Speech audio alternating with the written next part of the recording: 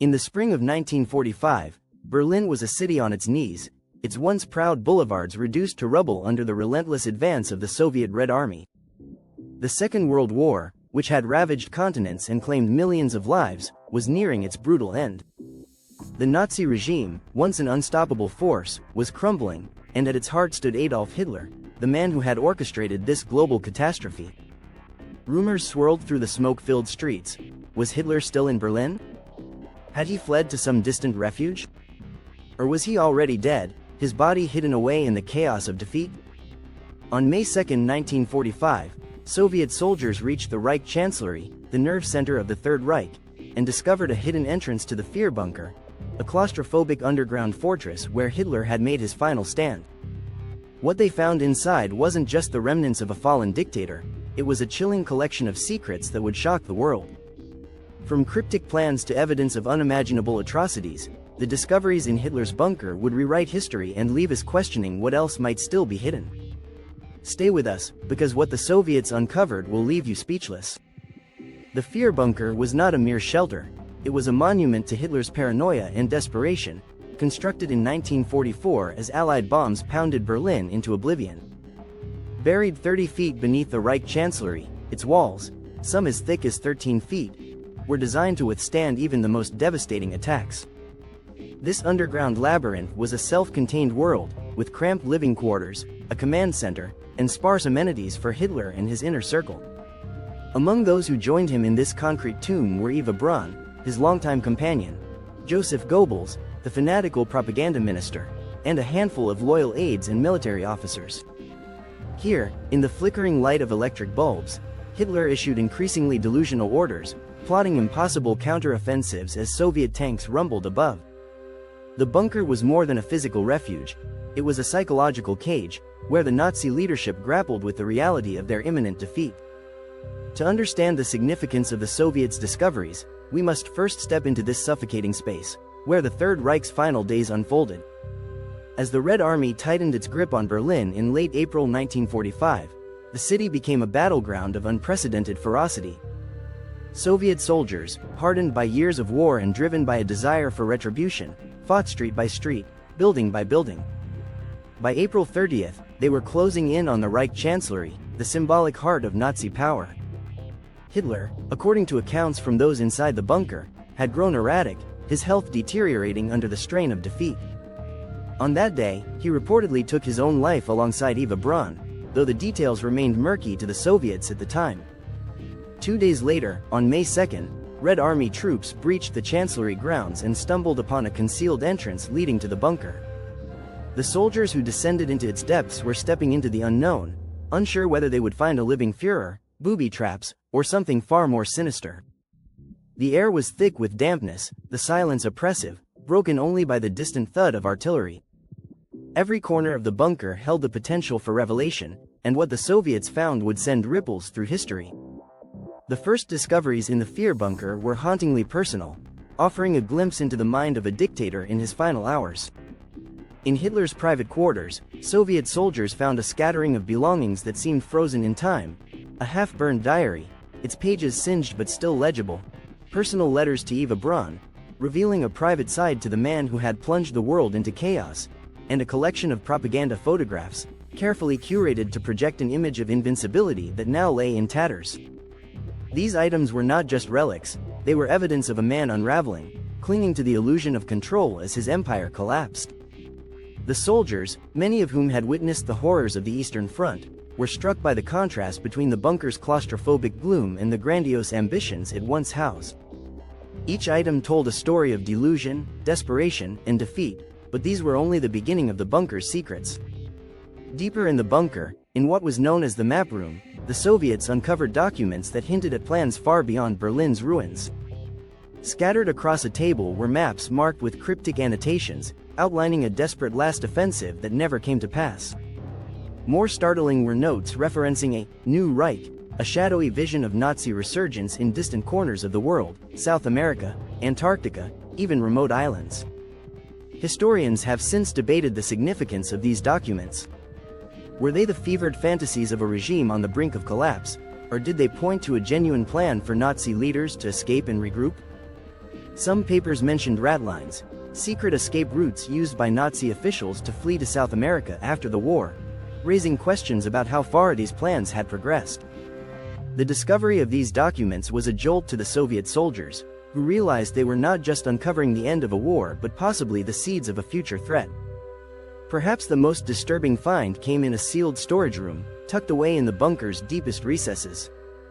Here, the Soviets discovered crates filled with experimental medical equipment, vials labeled in German, and stacks of reports detailing horrific human experiments conducted under Hitler's direct orders. These were not the work of rogue scientists but part of a systematic program to push the boundaries of science in the service of Nazi ideology. The documents described experiments on prisoners, testing the limits of human endurance, chemical agents, and biological weapons. Even in the bunker's final days, it seemed, the Nazi regime had not abandoned its obsession with control and destruction. For the Soviet soldiers, many of whom had liberated concentration camps and seen the Nazis' atrocities firsthand, these findings were a grim confirmation of the regime's depravity. The equipment and reports were carefully catalogued, later becoming key evidence in the Nuremberg trials, but their discovery in the bunker was a moment of visceral horror. The question of Hitler's fate loomed over every discovery in the bunker. In the garden outside the Reich Chancellery, Soviet soldiers found two charred bodies, believed to be Hitler and Eva Braun. Witnesses from the bunker, including aides who survived, later confirmed that the couple had died by suicide, Hitler by gunshot, Braun by cyanide, and their bodies were burned to prevent them from falling into enemy hands. Dental records, meticulously examined by Soviet forensic teams, provided further confirmation. Yet, doubts persisted. The bodies were badly burned, and the haste of the act raised suspicions. Why destroy the evidence so quickly? Some Soviet reports, kept classified for decades, hinted at discrepancies, claims of a body double, forged travel documents found in the bunker, and conflicting accounts from captured Nazi officials. Joseph Stalin, ever paranoid, was unconvinced by the evidence and ordered multiple investigations, fearing Hitler might have slipped away to continue his ideology elsewhere.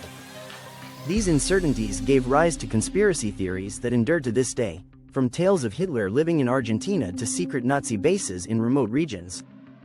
The Soviets' discoveries in the Fear bunker were not limited to physical artifacts. They also uncovered the psychological wreckage of the Nazi leadership.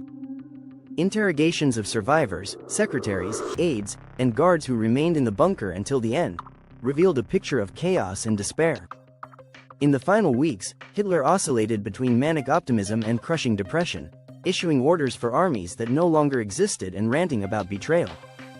Eva Braun, often portrayed as a frivolous figure, maintained an eerie calm, hosting tea parties in the bunker as bombs fell overhead. Joseph Goebbels, ever the propagandist, prepared his family for a grim end, refusing to surrender. The accounts of these final days, recorded by the Soviets, painted a vivid portrait of a regime in freefall, its leaders trapped in a self-imposed prison of their own making. The bunker itself was a testament to the Nazi regime's obsession with control, even in defeat. Its construction was a feat of engineering, designed to withstand any assault, yet it became a symbol of futility. The thick concrete walls, meant to protect, instead trapped its occupants in a claustrophobic nightmare. The Soviets noted the bunker's stark contrasts. The Spartan living quarters, with their bare furnishings, stood in sharp relief to the opulent Reich Chancellery above, now reduced to rubble. The bunker's isolation mirrored Hitler's growing detachment from reality, as he refused to acknowledge the inevitable. For the Soviet soldiers, exploring this underground world was like stepping into the mind of the enemy, a place where ambition, fear, and madness collided. The discoveries in the bunker had far-reaching consequences.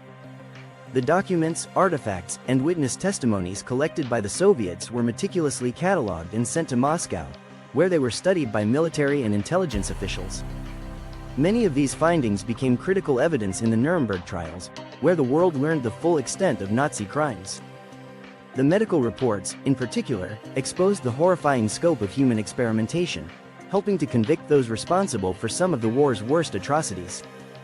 The maps and plans for New Reich fueled investigations into Nazi escape networks, leading to the capture of several high-ranking officials who had fled to South America.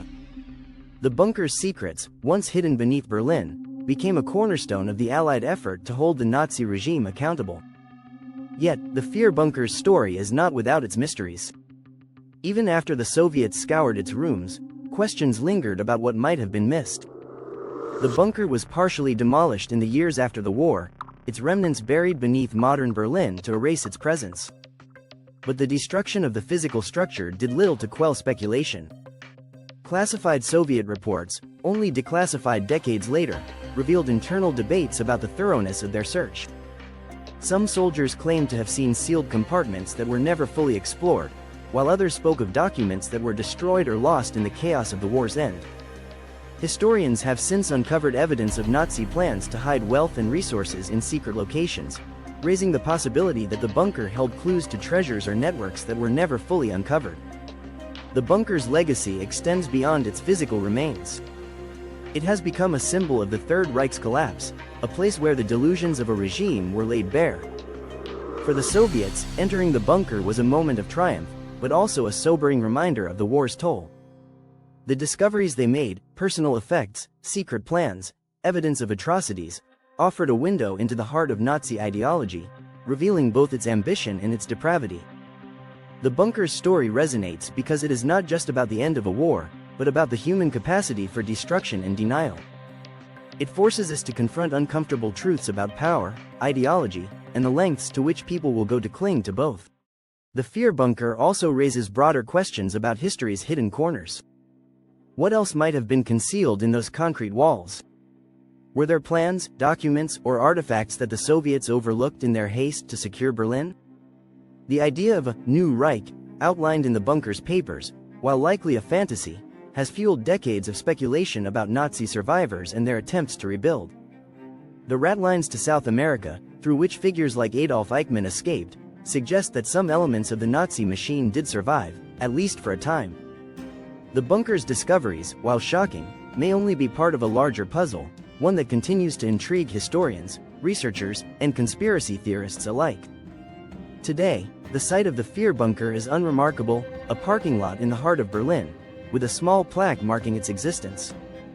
The city has moved on, rebuilding itself into a symbol of resilience and renewal. Yet, the bunker's story refuses to fade. It lives on in the documents preserved in archives, in the testimonies of those who survived, and in the questions that remain unanswered. The Soviets' discoveries in 1945 were a turning point, exposing the inner workings of a regime that sought to dominate the world. They provided closure for some, evidence for justice, and a warning for future generations. But they also left us with a lingering unease, a sense that not all secrets have been revealed. The fear bunker is more than a historical footnote. It is a reminder of the fragility of civilization and the dangers of unchecked power. The Soviets' findings, from burned diaries to chilling medical reports, paint a vivid picture of a regime in its death throes, desperate to leave a legacy even as it crumbled. These discoveries shocked the world in 1945, and they continue to captivate us today, not just for their historical weight but for the mysteries they hint at. What else might lie buried in the shadows of history? Could there be documents, plans, or truths still waiting to be uncovered? The bunker's story challenges us to keep searching, to keep questioning, and to never forget the lessons of the past. As we reflect on what the Soviets found in Hitler's bunker, we are left with a profound sense of awe and horror. The personal effects revealed a man undone by his own ambition, the secret plans suggested a regime that refused to die, and the evidence of atrocities underscored the depths of human cruelty. These discoveries were not just relics of a defeated enemy, they were a call to action, a demand that the world confront the horrors of the Third Reich and ensure they never happen again. Yet, the bunker's secrets also remind us that history is rarely tidy. There are always gaps, unanswered questions, and possibilities that elude us. What do you think the Soviets missed? Could there be more to this story, hidden in the ruins of Berlin or the archives of Moscow? The fear bunker's legacy endures, not just as a chapter of history, but as a mystery that continues to leave us speechless.